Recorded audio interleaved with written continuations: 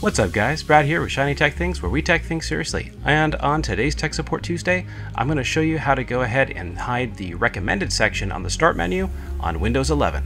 Now before we get started, if this is the first time that you've been to my channel, I release Tech Support Tuesday videos on every Tuesday, and on Fridays I release more technical videos for mega nerds, just like me. Now to help keep me motivated on making these videos every single week, please go ahead and smash that like button, as it doesn't cost you a thing and it helps me hack the YouTube algorithm to be able to help share this video with others as well. But first we're going to go ahead and click on the start button, and as you can see, recommended shows up here, and if you click on more, then it goes ahead and shows more items from your history that you've had opened. And to me, it just takes up space and makes more clutter. So click on settings, then click on personalization, scroll on down and click on start. Now here we can go ahead and click this to off, and if you also want to disable recently opened items in start, jump lists, and file explorer, you can turn that off here as well.